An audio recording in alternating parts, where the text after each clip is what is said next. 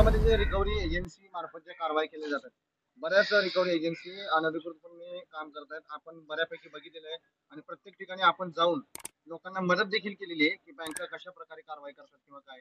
याविषयी तात्या आपलं काय म्हणणं आहे किंवा काय मत आहे? मी या संदर्भामध्ये पोलीस आयुक्तांना सुद्धा पत्र दिलेलं आहे की 3 हप्ते थकल्याशिवाय त्यांना कोणत्याही परिस्थितीमध्ये गाडी उचलायचा अधिकार नसतो.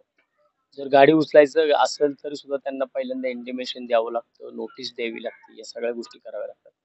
गाडी जर विकायची असेल, लिलाव करायचा असेल तर 1 महिन्याच्या कालावधीमध्ये जावं लागतो. परंतु या कुठल्याच गोष्टींचा फॉलो घेतला जात नाही. सरसकट गाडी उचलली की ती विकली जाते. मला वाटतं की ह्याचा अर्थ ह्या ज्या काही रिकव्हरी एजन्सी आहेत यांना बऱ्यापैकी राजकीय दृष्ट्या लोकांचं त्यांना पाठबळ आहे. राजकीय लोकांचं पाठबळ असल्यामुळं ह्या रिकव्हरी एजन्स्या माजल्यात.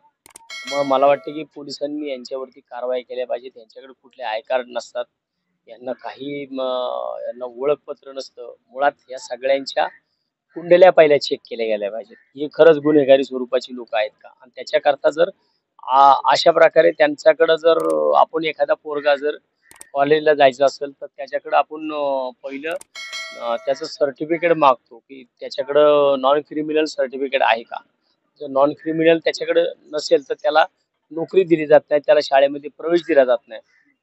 मग रिकव्हरी एजंट जे आहेत हे बऱ्यापैकी याच्यामध्ये गुन्हेगारी आहे.